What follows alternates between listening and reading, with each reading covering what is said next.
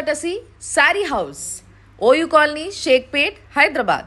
Suman TV ప్రేక్షకులకి నమస్తే. మరి ఈ రోజు లైఫ్ జర్నీ కార్యక్రమానికి స్వాగతం. Sponsored by 6JVR. సౌత్ ఇండియాలోనే అతి తక్కువ ధరలకి రత్నాలను అందించే ఏకైక సంస్థ 6JVR. ఎవరైనా ఎప్పుడైనా మనకి బాగున్నంతసేపు మన తోడుండి, మనకి బాలేనప్పుడు, మన దగ్గర పైసలు లేనప్పుడు, లేకపోతే మనకు ఆరోగ్యం బాలేనప్పుడు, ఇలాంటి సమయంలో మనతోని లేకపోతే అప్పుడు తెలుస్తుంది వాళ్ళు మనోళ్ళ బయటోళ్ళ, అసలు ఎవరు, అసలు మనం ఎవరం. పిల్లలు కాలేదని వాళ్ళ అత్త చెప్పలేదు దినం అదే పని చెప్పడం. ఇప్పుడు ఈ అమ్మాయి కన్సీవ్ అవడానికి ముందు మీకు నాటు మందు పెట్టారు కదా, పిల్లలు కావాలని వాళ్ళ ఆడుపడుచుకు తినిపిస్తున్నారమ్మా, నేను కూడా అదే తింటున్నా. కోమాలు ఉండేనా? 6 నెలలు కోమాలు ఉంది మేడం. ట్రీట్మెంట్లో చేపిస్తున్నారు? మేమే చేపిస్తున్నాం మేడం. ఖర్చు అంతా మేడం డొనేషన్ తీసుకున్నాం. మేము రోడ్డు పైనకి రావాలన్నా అడుక్కో తినాలన్నా అంటాడంట. అబ్బాయి ఏమంటున్నాడు ఫైనల్గా, అమ్మాయిని మీకు కావాలంటే తీసుకోండి, నేను డైవర్స్ ఇయ్యాను. డైవర్స్ దాన్ని ఇవ్వాలి అని అంటే భరణం ఇవ్వాలి కదా. నమ్మకం ఇస్తున్నారు కదా డాక్టర్లు కూడా మంచిగా అవుతుందని చెప్పేసి, దగ్గర పెట్టుకొని చూసుకోవాల్సిన బాధ్యత మీకు లేదా? మేము వాళ్ళ మాదిరి ఎంప్లాయీస్ కాదండి, మేము కూలీ చేసుకుని బతికే వాళ్ళమండి. చెప్పు తీసుకుని కొడతానమ్మా. ఏ ఒక్క రైట్స్ తో ఒక వయసుకు వచ్చిన బిడ్డని మరదలు సమానమైన దాన్ని నేను ఇంకో పెళ్లి చేసుకుంటాను అని ఇంటిస్తున్నాడంటే ఏంటి అర్థం దానికి? మేము ఆ మాట మాట్లాడలేదు మేడం. ఆ అమ్మాయి కాల్ రికార్డ్స్ లో మీకు రికార్డ్ చూపిస్తే ఎవ్రీ 10 yearsకి వ్యవస్థలో ఒక మార్పు వస్తుంటుంది. జనరల్గా బంధాలు, అనుబంధాలు, ఈ ఆప్యాయతల కంటే ఎక్కువ మనిషి ఇండివిజువాలిటీ అయిపోయి చట్టం మీద ఎక్కువ ఆధారపడడం జరిగింది. రేపు ఆ అమ్మాయి ప్రాణానికి ఏం ఆపద ఉన్నా కూడా దే పీపుల్ ఆర్ రెస్పాన్సిబిలిటీ అనేది లీగల్గా మెన్షన్ చేయించి బిడ్డను చూసుకోమని ఇద్దరు బాధ్యత తీసుకుంటారు. మీరు 1,00,000 చెప్పండి, తల్లి చేసే సేవ అత్త చేయదు. పాతవి తవ్వుకుంటూ వచ్చేది ఏమీ లేదు, నష్టం తప్పితే వచ్చేది రూపాయి కూడా ఉండదు. జీవితం చాలా అందమైంది. ఆ అందమైన జీవితంలో ఒక తల్లి, తండ్రి, పిల్లలు, ఒక కంప్లీట్ ఫ్యామిలీ ఉంటే ఎంతో సంతోషంగా ఉంటుంది. కష్టమైన, నష్టమైన, సుఖమైన, బాధ అయినా, ఏదైనా ఈ నలుగురు మధ్యలో ఎప్పుడైతే అందరూ ఈక్వల్గా షేర్ చేసుకుంటారో అప్పటి వరకు బాగానే ఉంటుంది. కానీ ఎవరైనా ఎప్పుడైనా మనకి బాగున్నంతసేపు మన తోడుండి, మనకి బాలేనప్పుడు, మన దగ్గర పైసలు లేనప్పుడు, లేకపోతే మనకు ఆరోగ్యం బాలేనప్పుడు, ఇలాంటి సమయంలో మనతోని లేకపోతే అప్పుడు తెలుస్తుంది వాళ్ళు మనోళ్ళ బయటోళ్ళ, అసలు ఎవరు, అసలు మనం ఎవరం అన్న విషయం అప్పుడు వరకు ఎవ్వరికీ అర్థం కాదు. అలాంటి ఎన్నో జీవితాలు చాలా సతమతమైపోతున్న రోజులు ఇవి. అలాంటి ఒక కేసే ఈరోజు మన లైఫ్ జర్నీలోకి వచ్చింది. వాళ్ళే మన దగ్గర ఉన్నారు, వాళ్ళతోనే మాట్లాడదాం. అసలు వాళ్ళకు వచ్చిన కష్టం ఏంది, మనం ఏం చేయగలుగుతాం, తప్పకుండా వీళ్ళకి హెల్ప్ చేయాలి అన్న ఒక ఉద్దేశంతోనే మేము మొదలు పెట్టబోతున్నాం. కానీ ఇద్దరి సమక్షంలో ఇది జరగబోతుంది. మీ అందరికీ తెలుసు, సీనియర్ మోస్ట్ అడ్వకేట్ ఆయనే పూజారి నాగేశ్వరరావు గారు. సార్ నమస్తే. అండ్ మీ అందరికీ తెలుసు, మనందరి కోసం తన గొంతుని వినిపిస్తూ, లేదు నేనున్నా, నేను మాట్లాడతా అంటూ మన ప్రోగ్రామ్కి తనంతట తానే కదిలొచ్చింది బాపు బొమ్మ. నమస్తే అమ్మా. నమస్తే. సో ఈరోజు వచ్చిన గెస్ట్లతో మాట్లాడదామమ్మా. నమస్తే అండి. నమస్తే మేడం. సో ఏంది ప్రాబ్లం, ఏంది పాపకి? పిల్లలు కాలేదని వాళ్ళ అత్త చెప్పలేదు దినం అదే పని చెప్పడం. ఇంకా అది నాటి మందు ఇచ్చారంట, చెట్ల మందు ఏమో తినిపించుకొని మా ఇంటికి వచ్చింది. వచ్చిన తర్వాత నేనేం చేసిన అంటే, ఇక్కడ పోయి చూసి రాపమ్మా, నీకు పిల్లలు లేరు, మీ ఇంట్లోనే లేట్గా ఉన్నాయి కదా, నీకు లేట్గానే అవుతాయిలేమ్మా అని చెప్పి ఇక్కడ పోయి చూపించడానికి వెళ్ళారు డాక్టర్. నిదానంగా ఉన్నారు పిల్లలు, మందు రాసి ఇచ్చారు, ఇది తీసుకుపోయి వాడి మళ్ళీ 2 నెలలకు రామా అని. ఈమె పోయిన ఇంకా రాలేదు. 30 కిలోలు అయ్యి వచ్చిందమ్మా, 30 కిలోలు అయ్యి వచ్చింది. వచ్చిన 30 కిలోలు వాళ్ళు డాక్టర్ వాళ్ళు అడిస్తే ఆ మందు అప్పుడు తీసుకుపోయి మొగుడు పారేస్తున్నాడు, ఈయన భర్త తీసుకుపోయి పారేసి, వద్దులే అన్నీ తినొచ్చు చూద్దాంలే అని చెప్పారు. అనపోయిన తర్వాత మళ్ళీ 2 నెలలు 3 నెలలు ఎక్కినా ఏమో తెలియదమ్మా మాకు. మళ్ళీ మళ్ళీ ఇంత అవుతుంది నాకు, ఇట్లా అవుతుంది అన్నీ తీసుకుపోతే వాళ్ళు కడుపు అంతా కడిగినారు. కడిగిన తర్వాత ఏమైంది కడుపుకి? వస్తుంది, బ్లీడింగ్ అయినా, ఎక్కువ బ్లీడింగ్ అయినా. ఎన్నో నెలలు అప్పుడు ఏం లేదు, కన్సీవ్ అయింది తను. 3 months ఏమో అయింది, ఇప్పుడు కాదు, ముందుగా పోయిన తర్వాత ఇంకా బ్లీడింగ్ ఎక్కువ అవుతుంది అంటే డాక్టర్ దగ్గర పోతే ఇంకా ఏమంత గడ్డ ఉంది అమ్మ క్లీన్ చేశారు. క్లీన్ చేశారు. చేసిన తర్వాత 4 సంవత్సరం వచ్చింది మీకు. ఏమైనా దీని మీద నొస్తుంది అంటే నొచ్చడం అంటే ఇట్లా వచ్చడం ఇడిచిపెట్టాను. సంవత్సరంన్నర నుంచి ఉంది అని డాక్టర్లే చెప్పారు. డాక్టర్లు కూడా నాకు అదే మాట అడిగినారు. లేదమ్మా మా ఇంట్లో లేదు సార్ ఇంట్లో అని. వాళ్ళు ఆపరేషన్ చేసినారు. వీళ్ళేమో ఈ తలకి ఆపరేషన్ చేసినారమ్మా. ఏమైందని చేశారు తలకి? అక్కడ ప్రెగ్నెన్సీ వచ్చిందమ్మా. ఓకే. ఎమర్జెన్సీలో అక్కడ కంట్రోల్ కాక తీసుకొచ్చినారు. నా కొడుకుకు, పెద్ద కొడుకుకు చెప్తే ఇట్లా ఉంది, వాళ్ళు గ్యారంటీ ఇస్తలేరు హాస్పిటల్లో అంటే, సరే హైదరాబాద్కి తీసుకుని రా బావా అని చెప్తే రాత్రి తీసుకొచ్చినారు. సరే కిమ్స్ హాస్పిటల్లో జాయిన్ చేశాము. వాళ్ళు 2% ఉంది, లోపల కుట్లన్నా వేద్దామంటే కూడా అవకాశం లేదు, పిల్లలు వెయిట్ ఎక్కువ అయిపోయినారు, ఆడపిల్ల మగపిల్ల, మ్యాక్సిమం కష్టము, పెద్ద ప్రాణానికి కష్టం అని చెప్పి స్కానింగ్ చూసి చెప్పారా మీకు మేల్ అండ్ ఫీమేల్ అని? ఇప్పుడు ఈ అమ్మాయి కన్సీవ్ అవడానికి ముందు మీకు నాటు మందు పెట్టారు కదా, అది మీకు తెలుసా? ఎవరు చెప్పి తెలిసింది మీకు? వీళ్ళు డాక్టర్లు చెప్పినారు. ఈ పాప చెప్పలేదా నాకు ఇట్లా ఏదో మంది ఇచ్చిర్రు? పత్యం ఉంటే ఎందుకు పత్యం ఉన్నామా అని, మజ్జిగ అన్నాము, పెరుగు అన్నాము. ఎందుకమ్మంటే పిల్లలు కావాలని వాళ్ళ ఆడిపడుచుకు తినిపిస్తున్నారమ్మా, నేను కూడా అదే తింటున్నా అని. కలిసిపోయినారమ్మా. కలిసిపోయిన మళ్ళీ నాటి మంది ఇచ్చింది. 30 కిలోలకు వచ్చింది ఆమె. వచ్చిన తర్వాత మళ్ళీ పోయి చూపించుకొని వద్దామంటే మళ్ళీ పోయి చూపిస్తే ఆమెనే అడిచింది. ఏమ్మా నేను చెప్పింది ఏమి, మీరు చేసింది ఏమి, నువ్వు చదువుకున్న దాన్ని కదా, నీ సైన్స్ సబ్జెక్ట్ కదా, నువ్వు ఎందుకు వాడుతున్నావు ఇట్లా అని. 30 కిలోలకు వచ్చింది. టీచర్. ఏ తరగతి వాళ్ళకి చెప్పేది తను? క్లాస్ 6, 10 వరకు. 7th వరకు. 10 వరకు. ఏం చదివింది? MSc BEd. తర్వాత తీసుకొచ్చి మందు పారేస్తున్నారు. మా ఇంట్లోనే ఉండే ఒక 10 రోజులు. మళ్ళీ ఇద్దరు కలిసిపోయినారు. పోయిన తర్వాత డిసెంబర్లో వేయించుకున్నారు. మా పోయిన డిసెంబర్లో వేయించుకున్నారు. నేను కడుపు అంతా చేసినారు కదమ్మా కెళ్ళిని, ఇప్పుడే వద్దులే అన్న.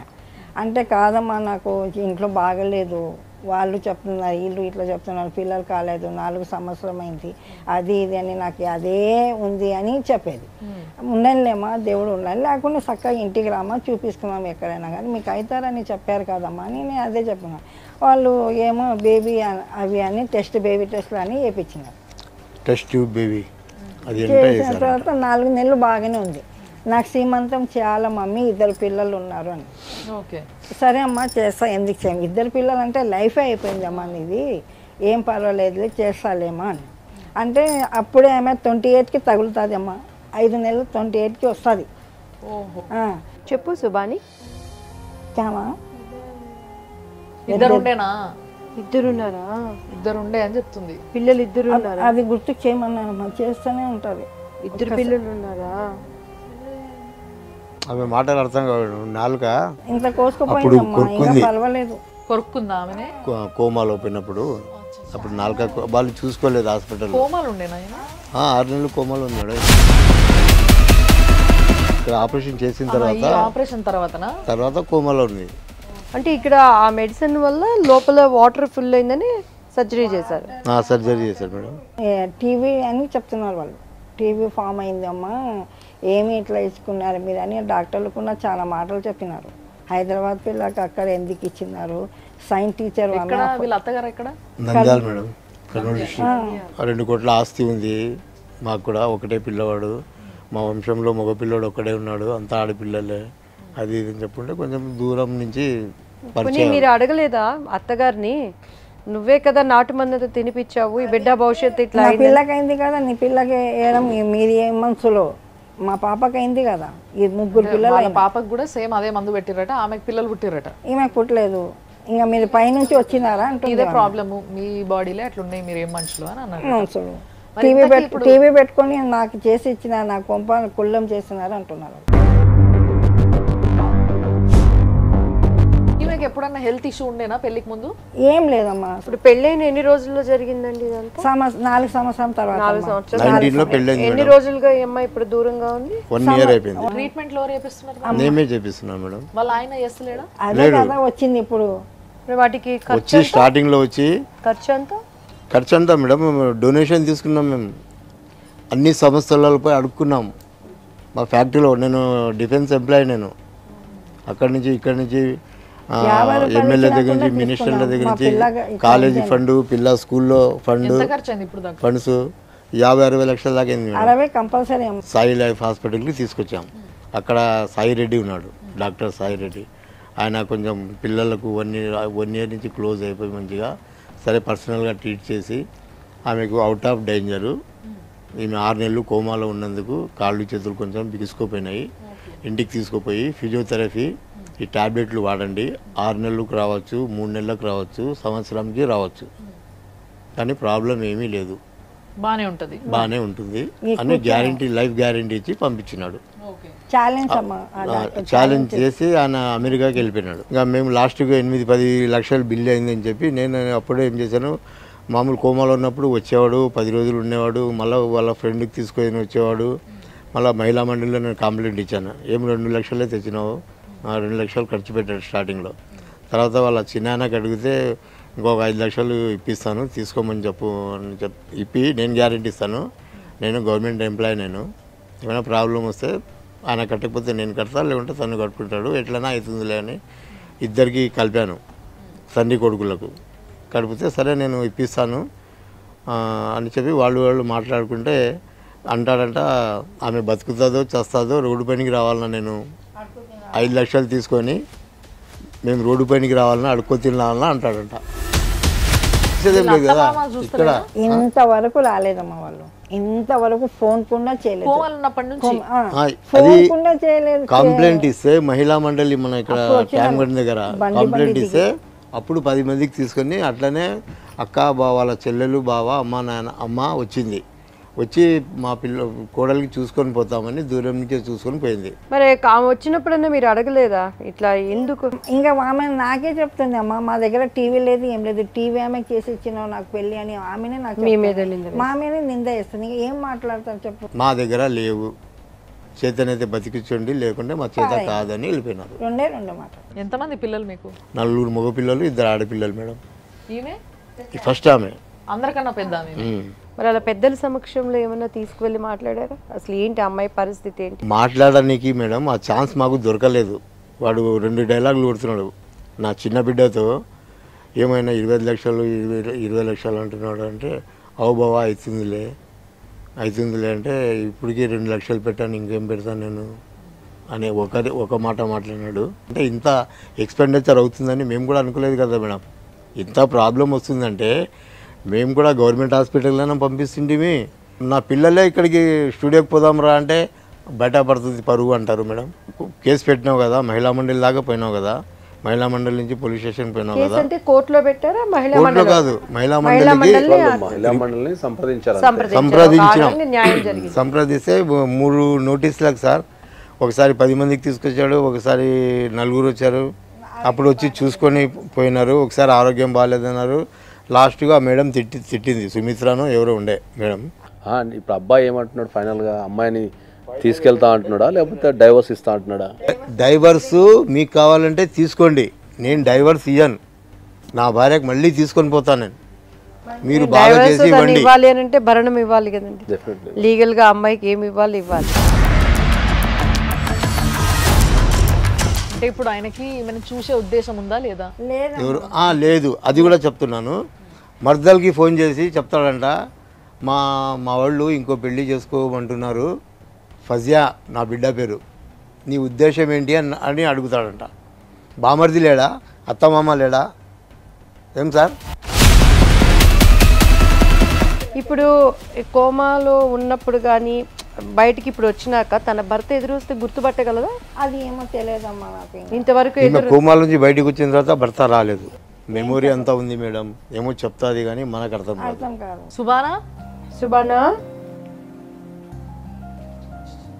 సుబానా మీ ఆయన పేరేంది? హస్బెండ్ నామ్ క్యా? మీ అమ్మ ఎక్కడ? సుబానా. ఈరోజు తల్లి తండ్రి ఏంటంటే ఒక 50-60 లక్షల దాకా మాకు ఖర్చు అయింది. మరి ఇప్పుడు పిల్లని చూసుకోనికి రావాలి, అంతో ఎంతో బాధ్యత ఆయనకు కూడా ఉండాలి. ఆయన ఏమంటాడంట అంటే మొత్తం మంచిగా చేసి ఉంటే పట్టుకపోతే పిల్లల్ని, లేదంటే లేదు. విడాకులు అయితే ఈయన ఇప్పుడే ఆయనకు విడాకులు ఇచ్చే ఉద్దేశం లేదు. ఎందుకంటే మనం ఇందాక మాట్లాడుకున్నట్టు విడాకులు ఇస్తే భరణం గిరణం అన్నీ ఇవ్వాల్సి వస్తుంది రిటర్ను. సో ఈ ఉద్దేశంతో ఆయన ఉన్నాడు. అసలు నిజంగా ఒకవేళ అంటే తల్లిదండ్రులను పక్కకు పెడితే ఒక భార్య భర్త మధ్య ఉన్న సంబంధానికి భార్యకి కానీ భర్తకి కానీ ఏమన్నా అయినప్పుడు ఇంకో పార్ట్నరు నేను ఉండను, నాకు వద్దు, నేను చూడను అని చెప్పి వెళ్ళిపోవడం ఎంతవరకు కరెక్టు? అది డెఫినెట్లీ రాంగ్. అది దాన్ని మనం ఎప్పుడు కూడా ఎంకరేజ్ చేయము.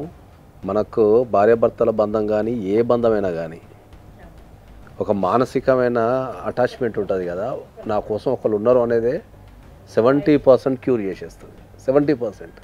సో దాంట్లోకి డబ్బు అని లేకపోతే సొసైటీ అని ఇంకోటని మిక్స్ చేసేయటం వల్ల ఆ రిలేషన్షిప్స్ అన్నీ స్పాయిల్ అయిపోతాయి. ఇటువంటి కేసు అయితే నేను ఎప్పుడు చూడలేదు నిజంగా. ఒక ఎంఎస్సి బీఈడి చదివిన ఒక వ్యక్తి, ఒక యువతి ఒక 6 సంవత్సరాల పాటు వర్క్ చేసిన తర్వాత మ్యారేజ్ చేసుకున్న తర్వాత ఒక చిన్న తప్పు వల్ల మొత్తం ఆమె జీవితం వల్ల నాశనం అయిపోయింది. ఎవ్రీ 10 ఇయర్స్కి వ్యవస్థలో ఒక మార్పు వస్తుంటుంది జనరల్గా. సో ఎప్పుడైతే మనం ఇప్పుడున్న సొసైటీ ఏంది అంటే ఈ బంధాలు అనుబంధాలు ఈ ఆప్యాయతల కంటే ఎక్కువ మనిషి ఇండివిజువాలిటీ అయిపోయి చట్టం మీద ఎక్కువ ఆధారపడడం జరిగింది. మనం జనరల్గా పంచభూతాలు అని చెప్తాం. మనం పంచభూతాలతో పాటు ఇప్పుడు మనకి ఆరోభూతం అనేది లా కూడా కంపల్సరీ. లా లేకుండా బతకదు ఇప్పుడున్న సొసైటీలో. ప్రతి పనికి లా మీద ఆధారపడుతుంది. ఇప్పుడు లాకి సంబంధించి మనం ఏవైతే ఎడ్యుకేషన్ చేస్తున్నామో దాన్ని చాలామంది కమర్షియలైజ్ అనుకుంటున్నారు.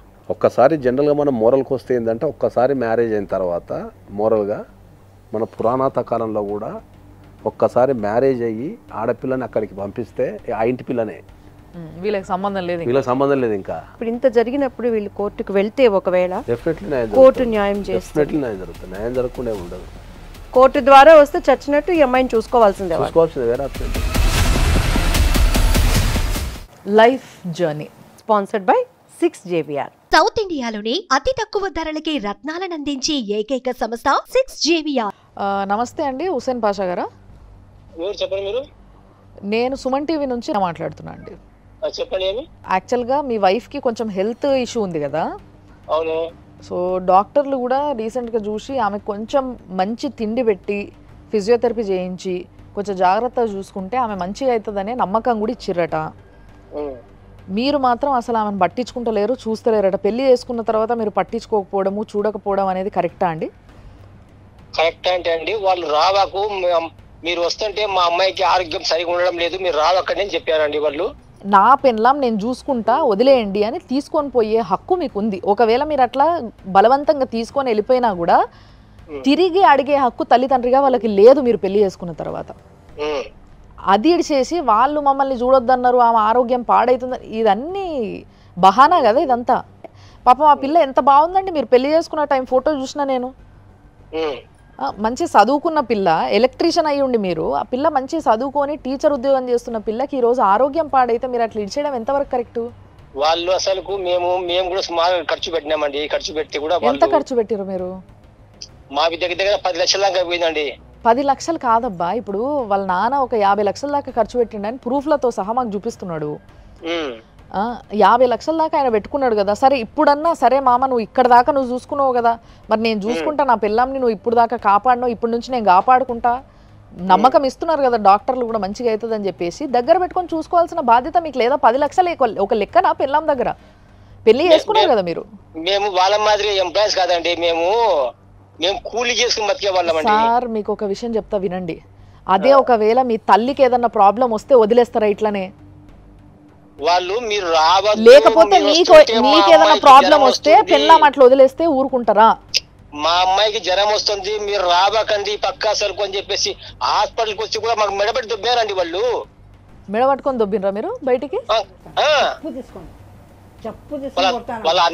మీరు చూడనీకి ఫస్ట్ తయారుగున్నారా నాకు చెప్పండి. ఒక్క ముచ్చట చెప్పండి నాకు. అవన్నీ వద్దు, వాళ్ళు ఏం చేస్తారు మీరేం చేస్తారు అన్నీ కాదు. భార్యని చూసుకోవాల్సిన బాధ్యత మీ పైన ఉందా లేదా? మీరు చూసుకుంటారా లేదా? చూసుకుంటామంటే మమ్మల్ని దగ్గర లేదు వాళ్ళు. అదంతా వదిలేయండి, మీరు చూసుకుంటారా లేదా? బాగుంటే చూసుకుంటామండి, మేము కూడా. మేము చూసుకోము. బాగుంటే చూడడం కాదండి, బాగాలేనప్పుడే చూడాలి. బాగుంటే ఎవడైనా చూస్తాడు. చూస్తాం, మేము చూస్తాం, బాగానే చూస్తాం. చూసుకుంటారా? ఆ పిల్లకి మంచిగా చేయించుకుంటారా? అన్ని వాళ్ళే వాళ్ళు కేసులు పెట్టి పొలిటీషియన్లలో కేసు పెట్టి మహిళా మండలంలో కేసు పెట్టి మేము చూడము అని అంటే మీరు మమ్మల్ని మీరు కేసు పెట్టవచ్చు, మమ్మల్ని ఇబ్బంది పెట్టవచ్చు. మేము చేస్తాము చూస్తామని కూడా మహిళా మండలి వాళ్ళకు ఫోన్లు కొట్టి వాళ్ళతో మాకు రిపోర్ట్ చేయించి మళ్ళీ నోటీసులు పంపించి మాకు నోటీసులు పంపించి ఇప్పుడు అక్కడ దాకా కథ పోయింది అని అంటేనే మీరు నెగ్లెక్ట్ చేస్తున్నారు పిల్లని అనేసే కదా వాళ్ళు కూడా అక్కడ దాకా పోయింది. మేము నెగ్లెక్ట్ చేయడం లేదు మేడం, మేము మంచిగా చూసుకున్నాం. మా బిడ్డని ఏ విధంగా చూసుకుంటున్నాం ఆ విధంగా చూసుకున్నాం అమ్మాయిని మేము. ఇప్పుడు మీకు ఒక విషయం చెప్తా వినండి, అందరిని అడగండి చెప్తారు కూడా మీకు ఇంకో విషయం చెప్తా వినండి. అందరు బాడీ ఒక రకం కాదు. మీ అమ్మగారు పిల్లల కోసమని ఆ పిల్లకి పసర మందు పోసిర్రట. మేము పోయలేదండి, మేము పోయలే. మీ మమ్మీ పోసిందట, మీ మమ్మీ ఒప్పుకుందంట, అడగండి. లేదు మీ మమ్మీ మీ చెల్లెకో ఎవరికో ఆమెకి ఈమెకి నీ పెళ్ళాంకి కూడా ఇద్దరికి పోసిందట. ఆ అమ్మాయి ఒప్పుకున్న తర్వాతనే మేము కూడా మూవ్ అయింది, లేకపోతే మేము చెయ్యము ఆ పని. ఇప్పుడు నేను పొయ్యలేదు అని ఫస్ట్ అన్నావు, ఇప్పుడేమో అమ్మాయి ఒప్పుకుంటేనే మేము మూవ్ అయినామా అంటున్నావు. ఏది నిజం ఇలా? మందు పెట్టారంటే ఏది మందు పెట్టిన నేను అనలేదబ్బా, నాటు మంది ఏదో పిల్లల కోసం పోసిండ్రంట కదా అని అడిగినా నేను. దానికి ఓకే మేము కాదన్నాము. మరి అది ఎందుకు అబద్ధం చెప్తున్నారు మీరు? ఏం భయం అయ్యి అబద్ధం చెప్తున్నారు మీరు? నేను అవన్నీ అనలేదు. మీరు ఏది పడితే అది అనుకొని మీ ఇష్టం వచ్చినట్టు మాట్లాడకండి. మీరు ఇప్పుడే అసలు ఏ మందు మేము పోయలేదు అని అన్నారు, ఇప్పుడే మళ్ళీ ఒప్పుకున్నారు. అవును ఆ అమ్మాయి ఒప్పుకుంటేనే పోస్తామని. ఇప్పుడు చాలా చోట్ల కూడా మనుషులను దగ్గర అణించుకొని దగ్గర చూపించుకొని మందులు వేస్తారు, అట్లా అనుకున్నాం.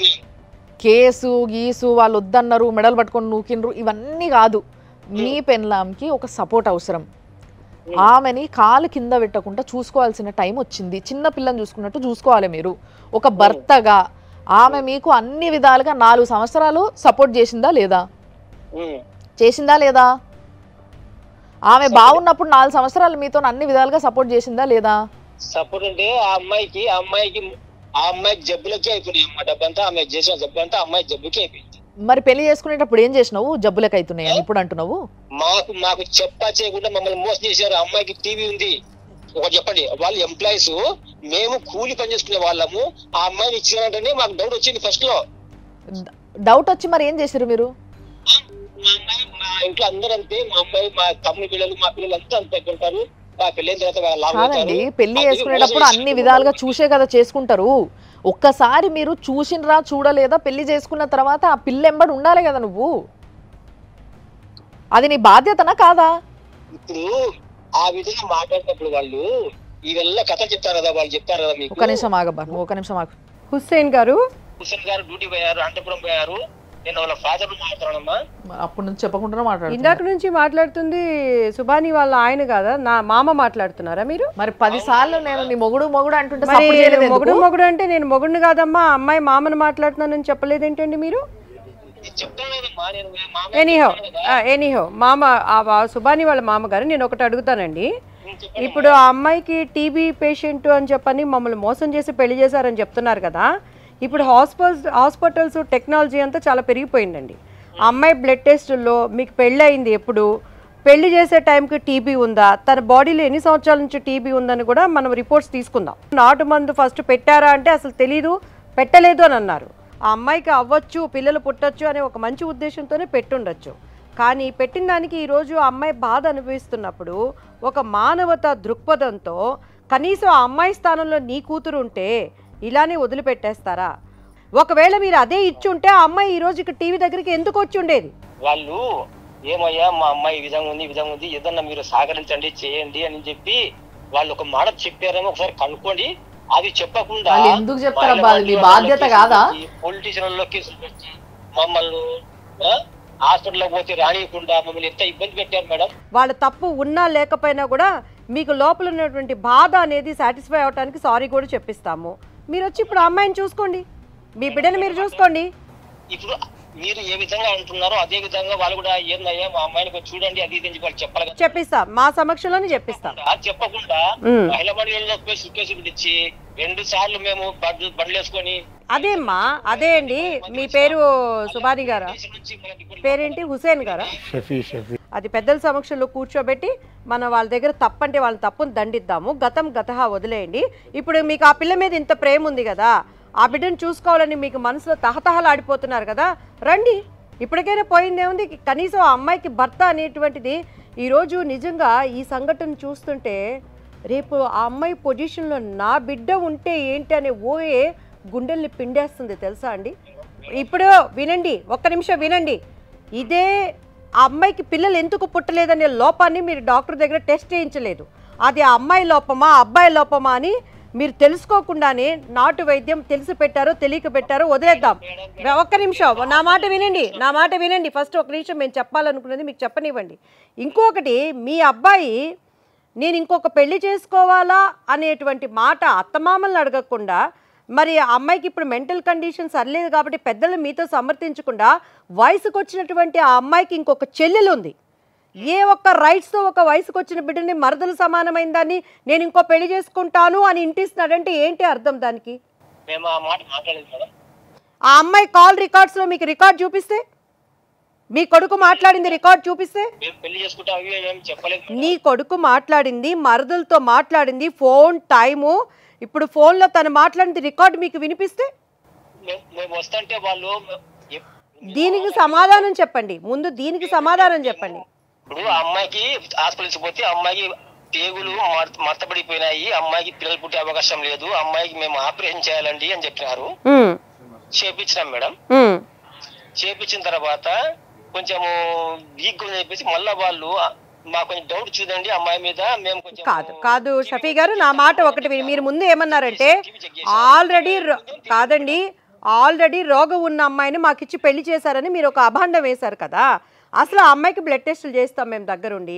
అసలు టీబీ అమ్మాయి బాడీలో ఎన్ని సంవత్సరాలు ఉందని ఇప్పుడు స్కాన్ రిపోర్ట్స్ని బట్టి అన్నీ చెప్పేస్తారు. మీ పెళ్లి చేసేటప్పుడు అమ్మాయి పర్ఫెక్ట్గా ఉంది, పెళ్లి తర్వాత తనకు వచ్చిందంటే మీరేం సమాధానం చెప్తారు దానికి? సమాధానం అంటే వాళ్ళ ఆడపిల్లలు పిలిచి 10 మందిని కూర్చోబెట్టి, మా వాళ్ళు పెద్దవాళ్ళు అందరూ వాళ్ళ ఊర్లో ఉంటారు కదా, పిలిచి ఏమండి షఫీ గారు, వాళ్ళకి మీ పెద్ద మనుషుల ద్వారా అంతా న్యాయం జరిగితే టీవీ దగ్గరకు వచ్చి 10 మందితో పోయేది రేపు లక్షల కోట్ల మంది స్థితికి తీసుకురారనేది మీరు కూడా తెలుసుకోండి. అలాంటప్పుడు మరి ఎందుకు పెట్టాలి మేడం, కేసులు ఎందుకు పెట్టాలి మేడం? వాళ్ళు మళ్ళీ అదే పట్టుకుంటారేంటండి? కేసులు తీసి పక్కన పెట్టేయండి. మాకు ఇక్కడ కేసులు కాదు సమస్య. మీకు మంచి మనసు ఉంది కదా, అమ్మాయిని చూసుకోవాలనేటువంటి పెద్ద మనసు మీకు ఉన్నప్పుడు అవి వదిలిపెట్టండి, అది వదిలేసేయండి. ఇప్పుడు జరగాల్సింది చెప్పండి. షఫీ గారు, మీరు నిజంగా ప్రేమ కలిగిన వాళ్ళైతే ఆ అమ్మాయి ఎలా ఉందమ్మా, నీ కొడుకుకి తన శరీరాన్ని ఇచ్చి సుఖాన్ని పంచింది కదా, కనీసం అడగాల్సిన బాధ్యత. ఇంతసేపు మేము మాట్లాడుతున్నాం కదా, అమ్మాయి ఎలా ఉందమ్మా ఒక్క మాట మీరు అడిగారా? మీరు రండి, మేము ఉంటాం, రండి. వాళ్ళు ఎవరు దగ్గరికి రానివ్వపోవటానికి మేమున్నాం, రండి. మీరు సరే, అది ఏమండి, వాళ్ళు తప్పు చేస్తే క్షమాపణ చెప్పిస్తాం. మీరేం చేయాలో చెప్పండి అని మమ్మల్ని అడగటం కదా, మీకేం చేయాలనిపిస్తుందో మీరు చెప్పండి. నీ ఇంట బిడ్డయ్యా, ఆ గడపదాడు, ఆ బిడ్డ నీ బిడ్డ, నీ వంశోద్ధారకుడిని నీకు ఇవ్వటాని కోసం అత్త మాటలు విని తను తింద కాబట్టి తనకి ఏం చేయాలనుకుంటున్నావో మీరు చెప్పండి.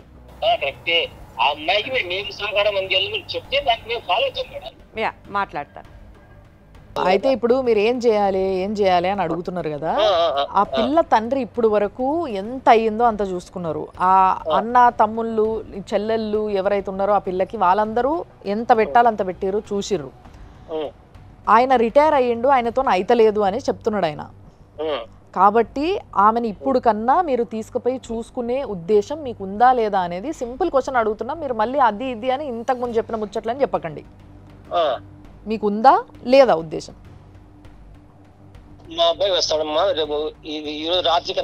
అత్త మామలుగా మీకు మీ ఇద్దరికి ఉందా లేదా?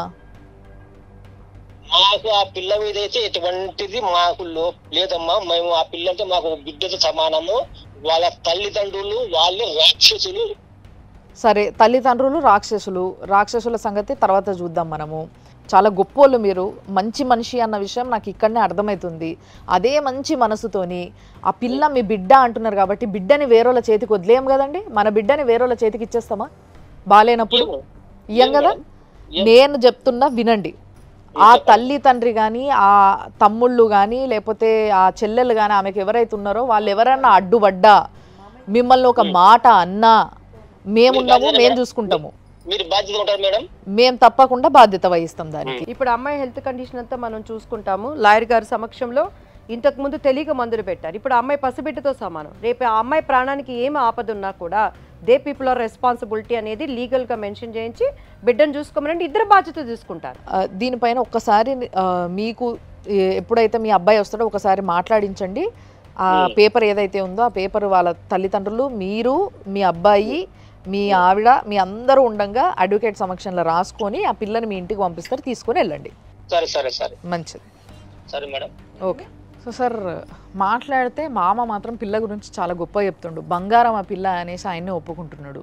ఇదంతా చూస్తుంటే నిజంగా ఎక్కడో ఒక చిన్న మిస్అండర్స్టాండింగ్ జరిగిందా, లేకపోతే కొంచెం ఈగో ప్రాబ్లమ్స్ ఏమైనా అడ్డొచ్చి వీళ్ళో మాట్లాడడం వాళ్ళో మాట్లాడడం ఏదైనా డిస్టర్బెన్స్ అయ్యిందా అనేది అనిపిస్తుంది చూస్తే. మీరు లక్ష చెప్పండి, తల్లి చేసే సేవ అత్త చేయదు. ఇప్పుడు ఎక్కడో మిస్టేక్ జరిగింది అంటున్నారు కదా, అయితే నాకు ఇంత ఖర్చు అయింది, ఇప్పుడు నువ్వేం చేస్తావు, ఏం చేయాలనుకున్నావు? ఒకవేళ నా బిడ్డకు పంపనని నేను చెప్తా, నువ్వేమంటున్నావు? నేను నా భార్య నాకు కావాలా అంటున్నావు. సింపుల్, నేను చెప్పమంటారా? చెప్పండి. ఖర్చు ఎలా మాట్లాడుకుంటారో మొత్తం మీరు పెట్టుకుంటారో ఏంటనేది పెద్దల సమక్షంలో మాట్లాడి ఒక నిర్ణయం తీసుకొని ఆ బిడ్డని మీ దగ్గర పెట్టుకొని ఆయనను వచ్చి చూసుకోమనండి. వారానికి ఒక 4 రోజులు ఉండమనండి, 3 రోజులు. మేడం, ఇంకోటి నాకు 4 కొడుకులు, ఒకడు నా మాటనే విన్నాడు. నేను ఎట్లా పంపుతా సార్, సంవత్సరం నుంచి చూస్తాను. మరి ఇంకేంటి కంక్లూజింగ్ ఏంటి మీ సైడ్ నుంచి? కాదమ్మా, ఆయన ఎక్స్పెన్సెస్ కావాలమ్మా, 50,000 ఇంకో ఖర్చు అవుతుంది అమ్మా నాకు. మేడం ఇంతవరకు నేను చెప్తా వినండి. ఇప్పుడు ఎక్కడి నుంచి తీసుకురావాలా? మా పిల్లని మేమే చూసుకుంటాం, కానీ వాళ్ళు ఏవైతే ఎక్స్పెన్సెస్ ఉన్నాయో అవి షేర్ చేసుకోవాలి అనేసి మీరు ఏదైతే అంటుండ్రో అదే విషయము వాళ్ళు వచ్చినప్పుడు కూర్చోబెట్టుకొని మాట్లాడండి. వాళ్ళు ఒకవేళ దానికి ఒప్పుకోకపోతే మీ ఉద్దేశం ఏంది? అట్లా ఒప్పుకోరు, కొందరు ఉంటారు అట్లా ఒప్పుకోము, ఆ పిల్ల బంగారం అంటున్నాడు కదా, తీసుకుపోయి నేను చూసుకుంటా అంటున్నాడు అనేది. ఇంకా అవన్నీ పట్టించుకోకండి. మమ్మల్ని దయ్యాలన్నారు ఇప్పుడు ఏం చేయాలి? తప్పించుకునే వాడిని మెడకి భారం ఇవ్వాలి మనం. ఇప్పుడు ఆ అమ్మాయికి ఎంత టైం పడుతుంది అంతే కదా సార్, తను ఎంత టైంకి రికవర్ అవుతుందో మనకు తెలియదు. నమ్మి బిడ్డను అక్కడికి పంపించకండి, ఎక్స్పెన్సివ్స్ భారం తీసుకోమనండి.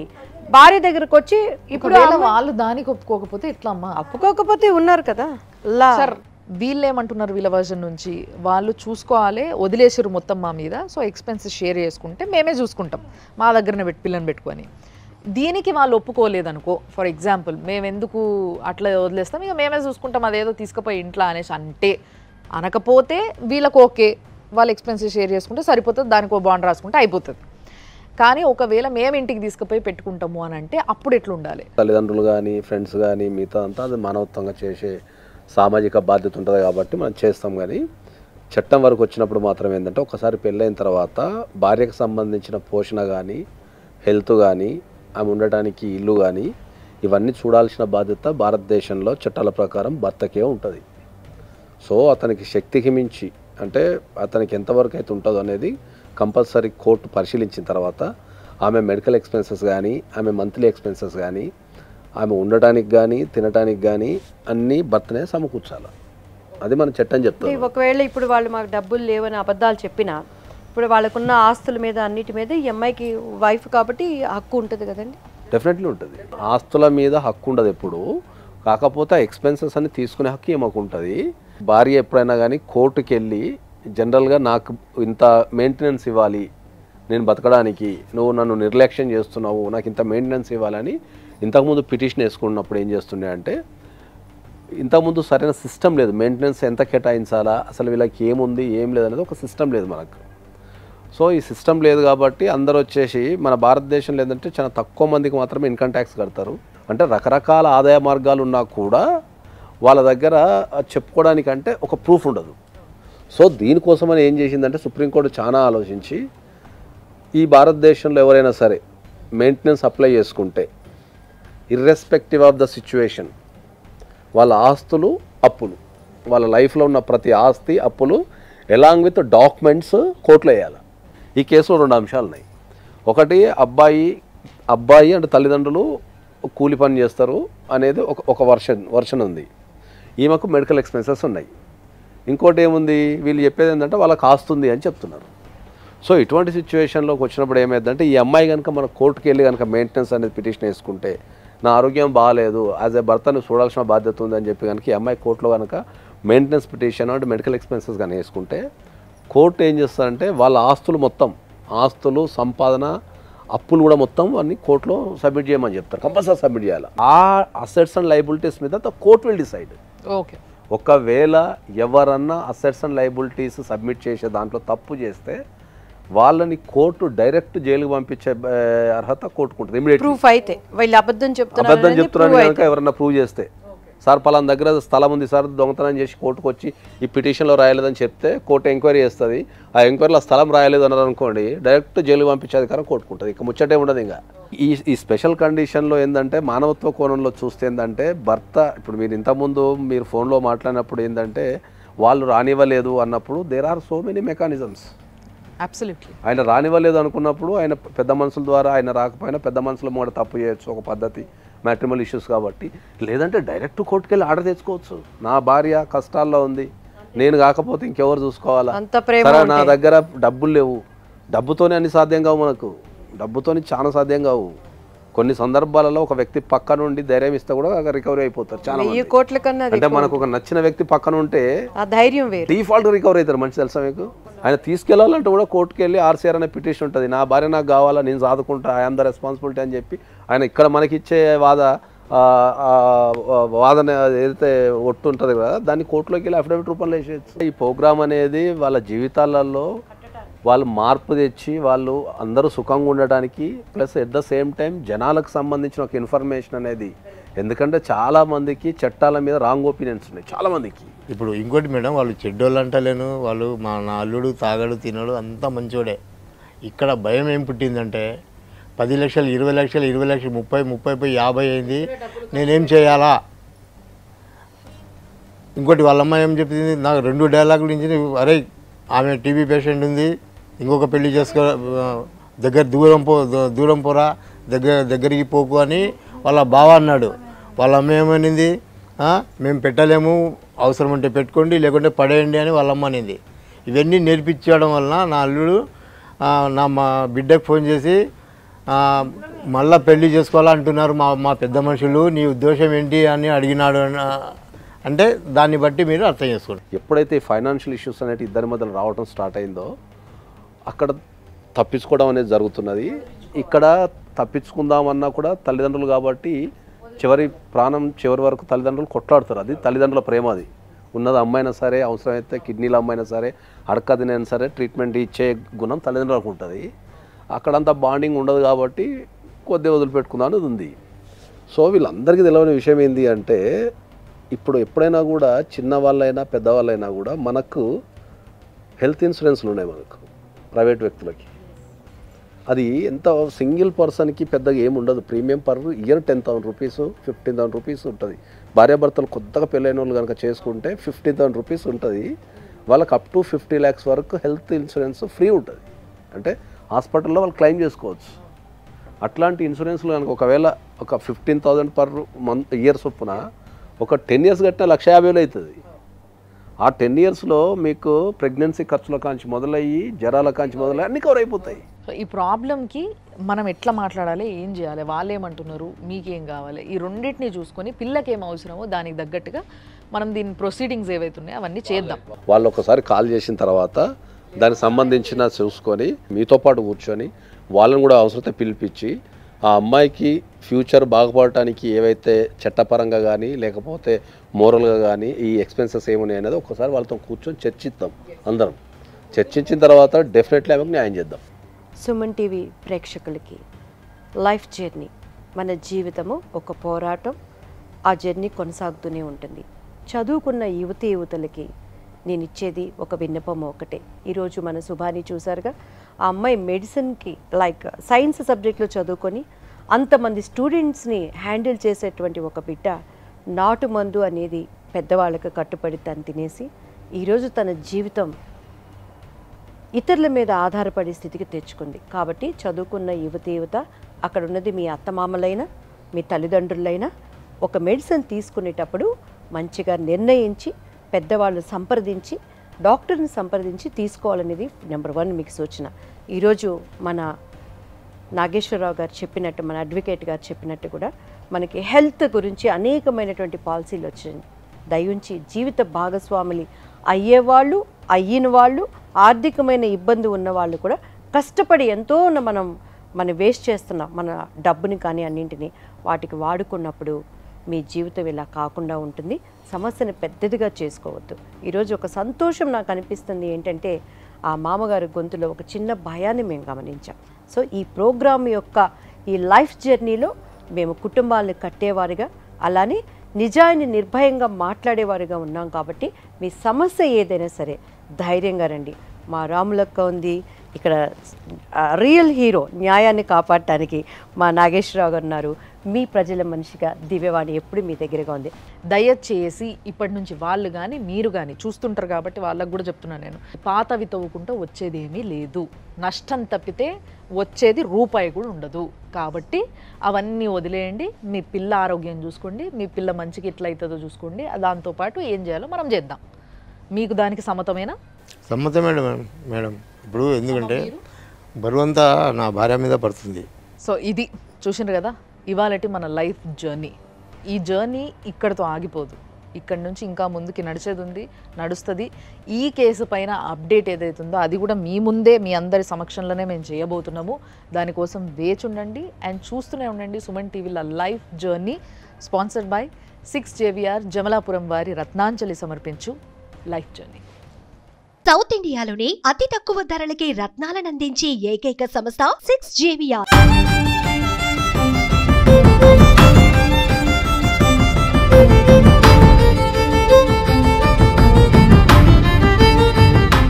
Anchors dress courtesy sari house, OU colony, Shaikpet, Hyderabad. Suman టీవీలో మీ పర్సనల్ అండ్ బిజినెస్ ప్రమోషన్స్ కోసం కింది నెంబర్కి కాంటాక్ట్ చేయండి.